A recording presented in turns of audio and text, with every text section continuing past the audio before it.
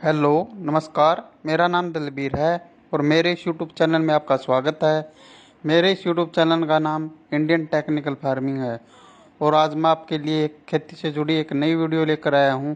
इस वीडियो में आज मैं आपको बताता हूं कि देसी कपास की वैज्ञानिक खेती कब और कैसे करें और कौन कौन सी सावधानी रखें। अगर आप देसी कपास की बिजाई करते हो तो बिजाई के समय कौन कौन सी सावधानी रखें जिससे कि बीज अंकुरण 100% तक हो, जिससे कि हमें कम खर्च व कम समय में ज़्यादा से ज़्यादा फसल की पैदावार प्राप्त हो, जिससे कि हमें एक अच्छी इनकम प्राप्त हो। इस वीडियो को अंत तक जरूर देखें ताकि आपको खेती से जुड़ी सभी जानकारी प्राप्त हो। अगर आप चैनल पर नए हो तो वीडियो को लाइक, शेयर व चैनल को सब्सक्राइब जरूर करना ताकि अन्य किसानों को खेती से जुड़ी सभी जानकारी प्राप्त हो और आने वाली वीडियो की नोटिफिकेशन आपको मिलती रही। चलो चलिए वीडियो को स्टार्ट करते हैं। यह देसी कपास की किस्में 15 अप्रैल से शुरू होती है बिजाई। हरियाणा में मुख्यतः कपास के 3 तरह के बीज किसानों की तरफ से प्रयोग किए जाते हैं, जिसमें नरमा बिट्टी कॉटन तथा देसी कपास शामिल है। कपास के सभी बीजों की बिजाई अप्रैल से शुरू हो जाती है, जो पूरे महीने में रहती है। देसी कपास लगाने वाले किसानों को हरियाणा सरकार प्रति एकड़ 3,000 रुपये की वित्तीय मदद देती है। इस मदद को प्राप्त करने के लिए राज्य के ऐसे किसानों को मेरी फसल मेरा ब्यौरा पोर्टल पर रजिस्ट्रेशन कराना होता है। रजिस्ट्रेशन की प्रक्रिया 25 जनवरी से शुरू होती है और 31 मई तक रजिस्ट्रेशन करा सकते हैं। जानकारी के मुताबिक किसानों की तरफ से अनुदान के लिए रजिस्ट्रेशन करवाए जाने के बाद उसका भौतिक सत्यापन होगा, जिसके बाद किसानों को अनुदान राशि जारी की जाएगी। गुलाबी सुंडी बनी है समस्या। कपास हरियाणा में प्रमुख नकदी फसल है, जिससे हरियाणा के किसान थोड़ी नमकीन व कमजोर भूमि में सफलतापूर्वक उगा रहे हैं। धान की तुलना में इसमें लागत कम रहती है, जबकि बाजार में इसका भाव धान से अधिक रहता है। ऐसे में किसान कपास की तरफ अधिक आकर्षित हुए हैं, लेकिन बीते कई वर्षों में उत्तर भारत में होने वाली कपास की फसलों पर गुलाबी सुंडी लग जा रही है, जिसमें कपास की फसल खराब हो जा रही है। जिसको देखते हुए बीते कुछ समय से विशेषज्ञ गुलाबी सुंडी मैनेजमेंट के लिए सही टेक्नोलॉजी अपनाने पर जोर दे रहे हैं। वहीं इसी बीच हरियाणा आज हम बात करते हैं देसी कपास की वैरायटी KR121 की। KR121 variety Shaktivardhak hybrid seeds private limited के द्वारा बनाई गई है। इसका पौधा फैलावदार होता है। इसमें 22 से 23 फलधारक शाखाएं होती है। इसके टिंडे का वजन 2.5 से 3 ग्राम तक होता है। साधारणतः इसमें 3 से 4 ताड़ियां होती है। इसके पकने की अवधि 160 से 175 दिन की होती है। यह कम समय में पकने वाली किस्म है। अधिक जानकारी हेतु आप संपर्क करें 01665 225 563। शक्तिवर्धक हाइब्रिड सीड्स प्राइवेट लिमिटेड, तिलक बाजार, हिसार। KR121 भारत सरकार द्वारा नोटिफाइड किस्म है। इस अखिल भारतीय समन्वित कपास सुधार परियोजना परीक्षणों के अनुसार KR121 ने उत्तरी भारत में AAH1 की तुलना में अधिक तथा हरियाणा में AAH1 से अधिक तथा C1CR2 से अधिक तथा राजस्थान में राज DH9 से भी अधिक पैदावार दी है। यह किस्म उत्तर भारत का जोनल चेक है।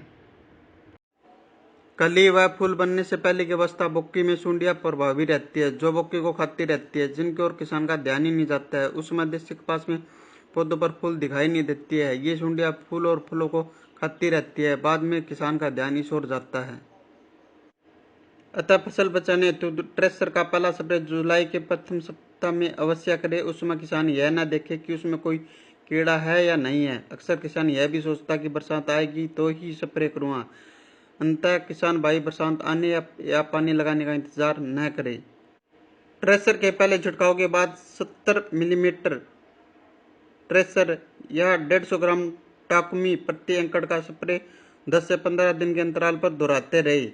पुष्प अवस्था में NPK 19-19 के घोल तथा 50 मिलीलीटर प्लानोफिक्स का प्रति एकड़ छिड़काव अवश्य दोहराए। जब फल या टिंडे बनने आरंभ हो जाए तो उसमें 13-045 के स्प्रे को कम से कम 2 बार दोहराई, जिससे फलों को अधिक खुराक मिल सके। इससे आपकी पैदावार ज्यादा होगी। कृपया ध्यान दें कि किसान भाई दवा का छिड़काव करते समय यह सुनिश्चित कर ले कि टैंक या टंकी से गेहूं की फसल में 2,4-D दवा का प्रयोग नहीं किया गया हो। आज हम बात करते हैं देसी कपास की वैज्ञानिक खेती के बारे में। नंबर 1, देसी कपास की बिजाई के लिए उपयुक्त समय। नंबर 2, खेत का चुनाव। नंबर 3, मिट्टी की जांच। नंबर 4, पानी की जांच। नंबर 5 भूमि। नंबर 6 जलवायु। नंबर 7 खेत की तैयारी। नंबर 8 फसल पद्धति या फसल चक्कर। नंबर 9 बीज का चुनाव, बीज की उन्नत किस्में, बीज का उपचार, बीज की मात्रा। नंबर 10 बिजाई या फसल की बुआई। नंबर 11 फसल की बुआई सिंचित तथा असिंचित क्षेत्रों में। नंबर 12 खरपतवार की रोकथाम। नंबर 13 30 दिन बाद सिंचाई। नंबर 14 30 दिन बाद निराई या गुड़ाई। नंबर 16 60 दिन बाद सिंचाई या फिर वर्षा। नंबर 15 जल का प्रबंधन। नंबर 16 कीट व रोग का प्रबंधन। नंबर 17 स्प्रे इमिडाक्लोप्रिड, मोनो असाटाप। फंगस के लिए कॉपर ऑक्सीक्लोराइड इत्यादि। वह फल फूलों के बढ़वार के लिए टॉनिक का प्रयोग। नंबर 1 प्लानोफिक्स। नंबर 2 कल्टार।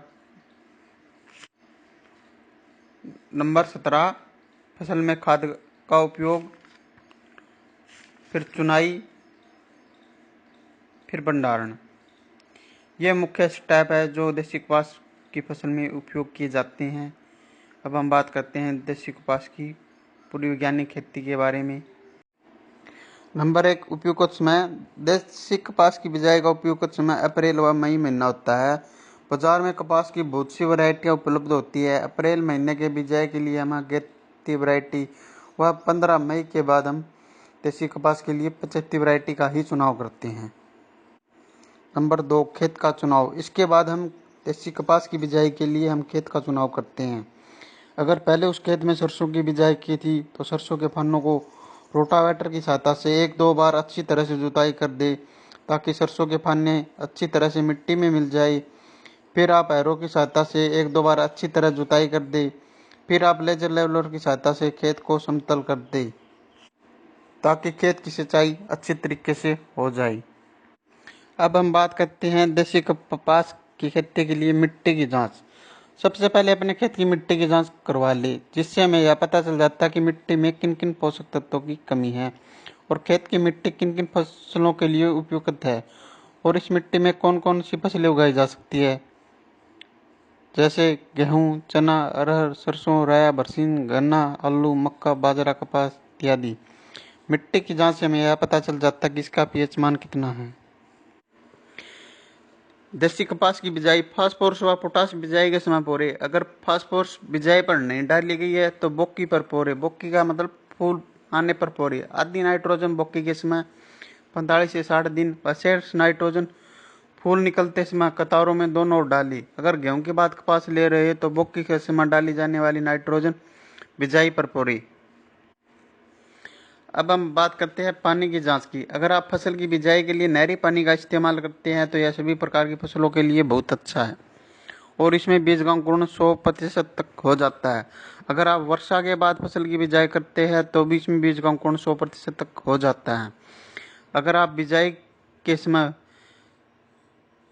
ट्यूबवेल के पानी का इस्तेमाल करते हैं तो आप इस ट्यूबवेल के पानी की जांच करवा ले। अगर ट्यूबवेल का पानी पीने में भी मीठा तो इसका पानी का पीपीएम ज़्यादा हो सकता है और बीज के अंकुरण के समय यह एक समस्या बन जाता है। अगर पानी का पीपीएम 1000 से कम है और इसमें सभी प्रकार की फसलों के लिए अच्छा है और इसमें बीज का अंकुरण 100% तक हो जाता है। अगर पानी का पीपीएम 1000 से ज़्यादा है तो इसमें बीज का अंकुरण सही तरीके से नहीं हो पाता, इससे हमारा नुकसान हो जाता है। इसलिए पानी की जांच करवाना भी बहुत ज़रूरी है।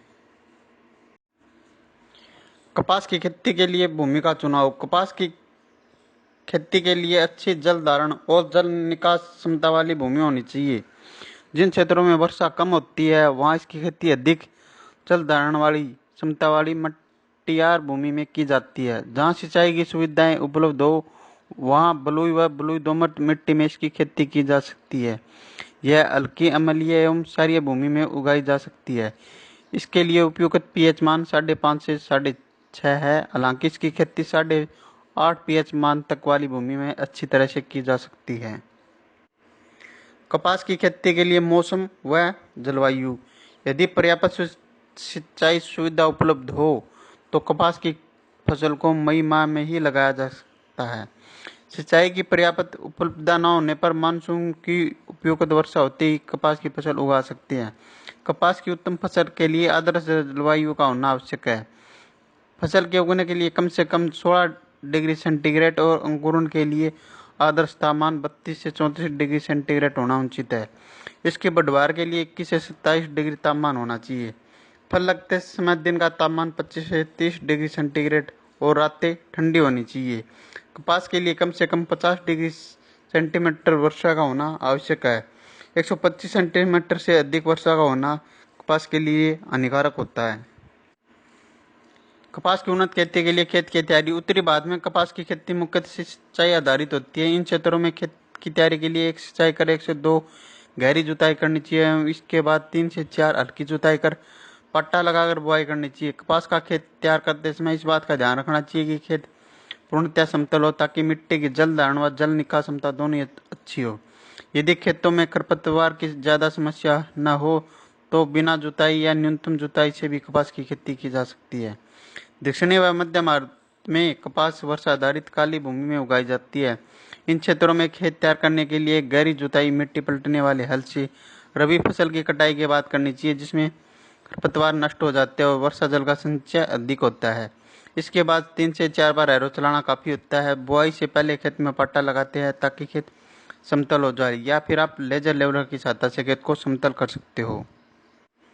अगर आप गोबर की खाद का इस्तेमाल करते हो तो 8 से 10 ट्रॉली 1 एकड़ के लिए पर्याप्त रहती है। यह खाद मिट्टी में अच्छी तरह मिलाकर जमीन को समतल कर दे।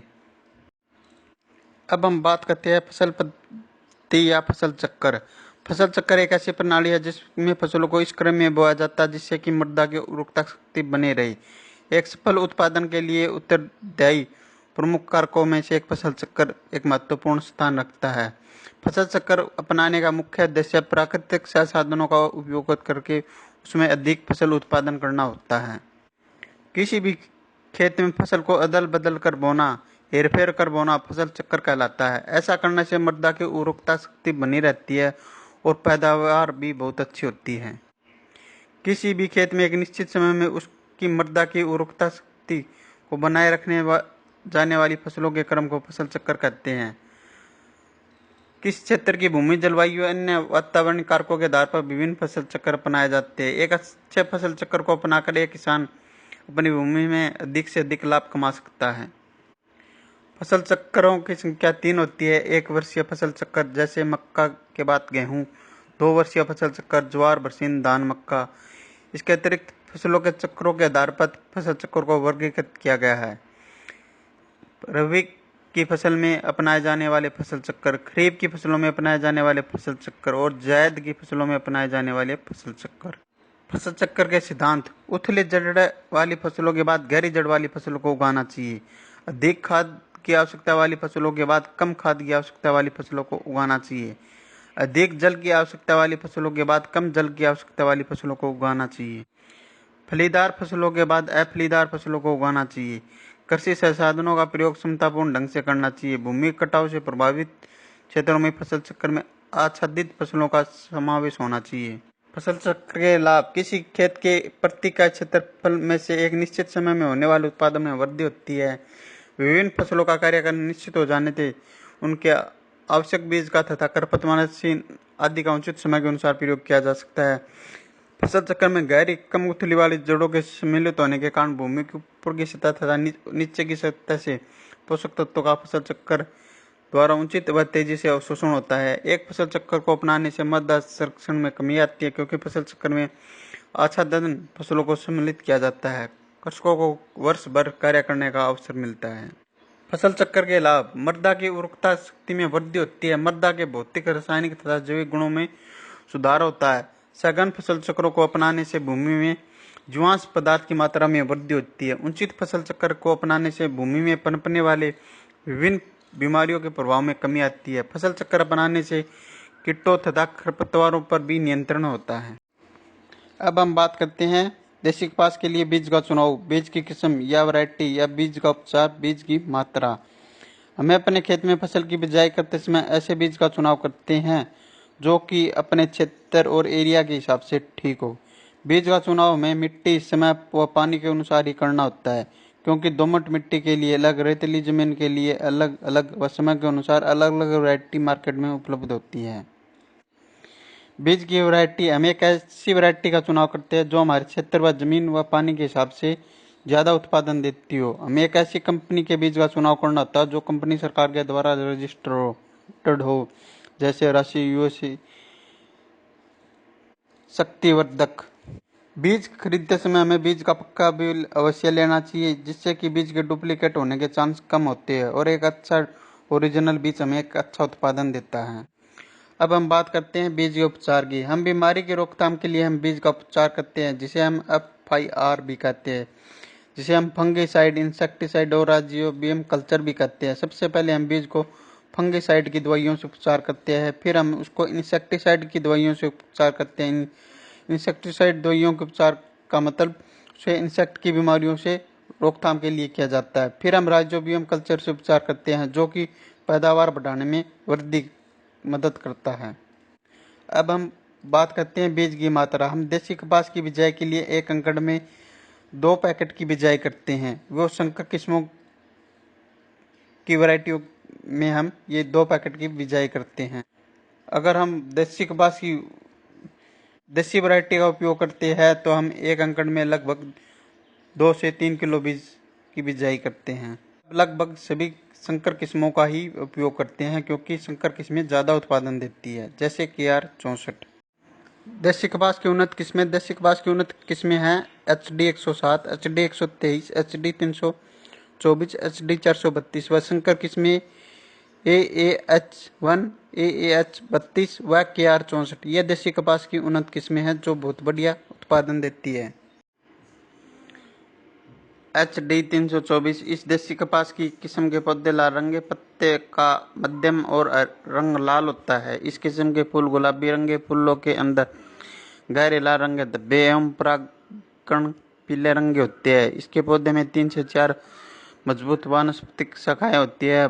औसत पैदावार 9 से 10 कुंटल प्रति एकड़ है। इसके रेशे की औसत लंबाई 15 से 16 मिलीमीटर और रुई का प्रतिशत 42 है।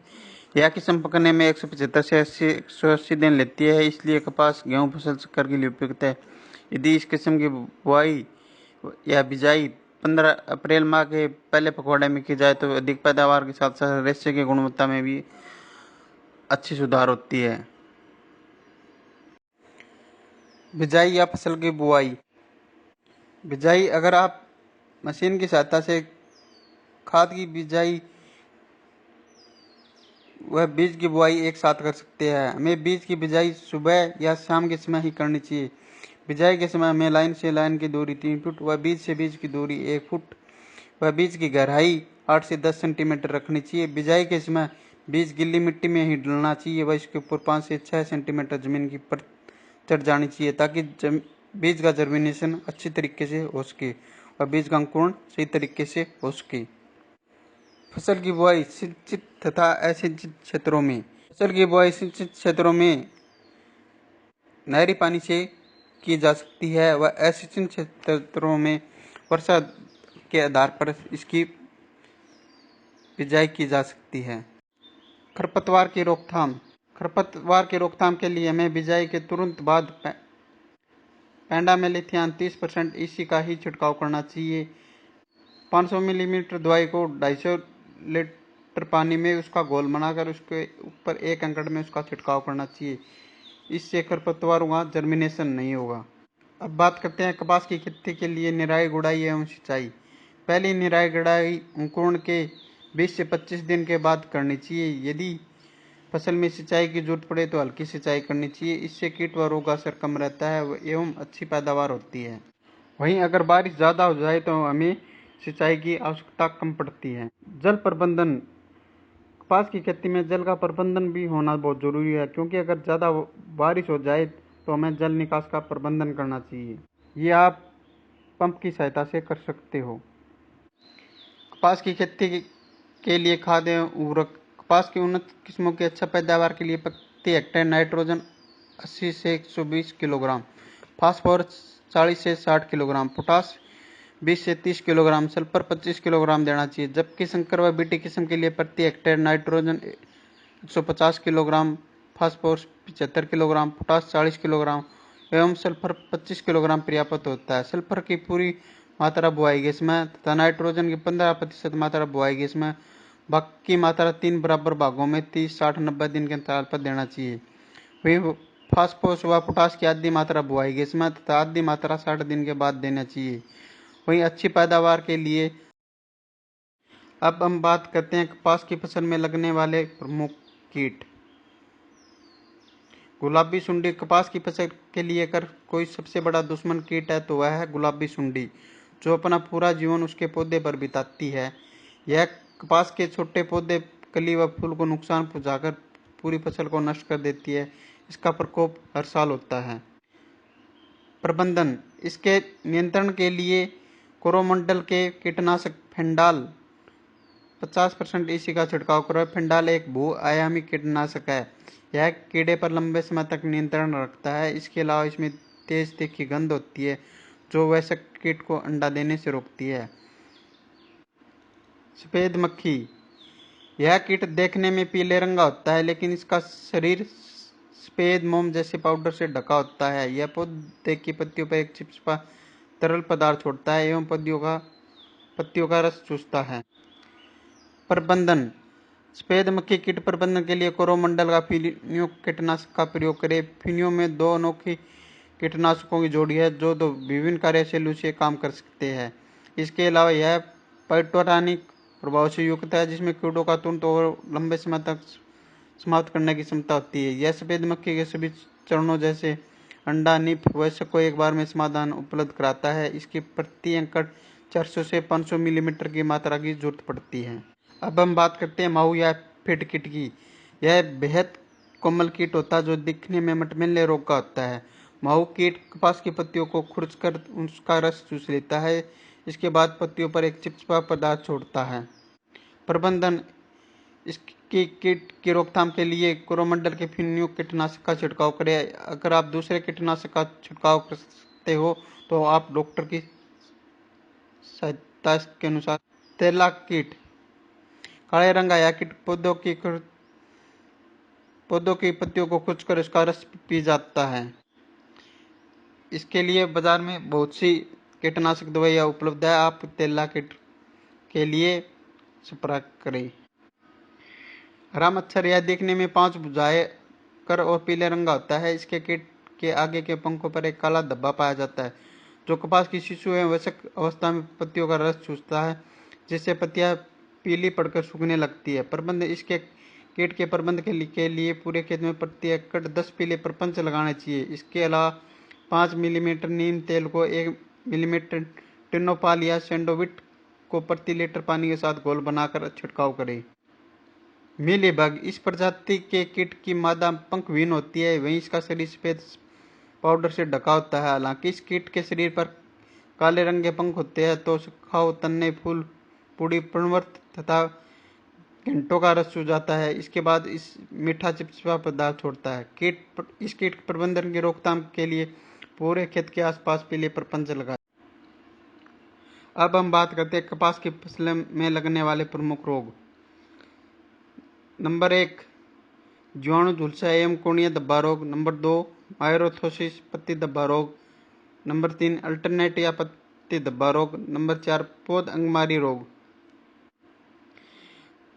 जीवाणु झुलसा एवं कोणीय धब्बा रोग: यह रोग पौधे के वायवीय भागों को नुकसान पहुंचाता है, जहां छोटे गोल धब्बे बन जाते हैं जो बाद पीले पड़ जाते हैं। यह कपास की सह-पत्तियों और घंटों को भी नुकसान पहुंचाता है। इस रोग के कारण घंटा समय से पहले ही खुल जाता है, जिससे रेशा खराब हो जाता है। इसके रोकथाम के लिए अनुशंसित कीटनाशक का ही प्रयोग करें। नंबर 2 मायरोथिसियम पत्ती धब्बा रोग: इस रोग के कारण पत्तियों पर हल्के और बाद में बड़े भूरे धब्बे बन जाते हैं। इसके बाद पत्तियां टूटकर नीचे गिर जाती है। इससे 25 से 30% उत्पादन में कमी आ जाती है।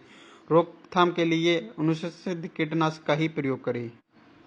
अल्टरनेट या पत्ती धब्बा रोग: मौसम में अत्यधिक नमी के कारण पत्तियों पर हल्के भूरे रंग के धब्बे बन जाते हैं, जिसके कारण आखिर में पत्तियां टूटकर गिर जाती है। ठंडे में मौसम में इस रोग उग्रता अधिक होती है। इसके रोकथाम के लिए अनुशंसित कीटनाशक का ही या डॉक्टर के परामर्श के अनुसार ही इस कीटनाशक का प्रयोग करें। नंबर 4 पौध अंगमारी रोग: यह रोग पौधे की मूसले जड़ों को छोड़कर मूल तंतुओं को नुकसान पहुंचाता है, जिसके कारण पौधा मुरझा जाता है। रोकथाम के लिए अनुशंसित कीटनाशक का ही प्रयोग करें। अब हम बात करते हैं कपास में स्प्रे। कपास में 30 दिन के बाद हल्के दवाई का ही स्प्रे करें, जैसे इमिडाक्लोप्रिड मोनो। उसके बाद आप बीमारी के अनुसार भी आप स्प्रे कर सकते हो, या फिर आप टाटा आसाटा 50% इसी का छिड़काव करें। अगर आप फंगस की दवाई की बीमारी के लिए रोकथाम के लिए छिड़काव करते हैं तो आपको प्रोक्सीक्लोराइड का ही प्रयोग करिए। अगर आपके खेत में फल फूलों की संख्या को बढ़ाना चाहते हो तो प्लानोफिक्स कल्टार जैसे टॉनिक का प्रयोग करें, जो खेत में फूलों की संख्या में बहुत भारी मात्रा में जबरदस्त वृद्धि करता है, जिससे फूलों की संख्या में वृद्धि होती है, वह फूलों का झड़ना बंद हो जाता है, जिससे उत्पादन में भारी वृद्धि होती है। अब बात करते हैं उत्पादन की। कपास की खेती से उत्पादन। कपास की चुनाई लगभग नवंबर व दिसंबर के पहले सप्ताह तक हो जाती है। इसकी उत्पादन की बात करें तो प्रति हेक्टेयर 20 से 25 क्विंटल पर हेक्टेयर तक उत्पादन हो जाता है। वहीं बिट्टिक किस्मों का लगभग 30 क्विंटल तक उत्पादन होता है। इसकी चुनाई कर ली जाती है और फिर इसका भंडारण कर लिया जाता है। अगर आपको ये वीडियो पसंद आए तो इस वीडियो को ज़्यादा से ज़्यादा लाइक, शेयर, कमेंट करें व इंडियन टेक्निकल चैनल को सब्सक्राइब करें।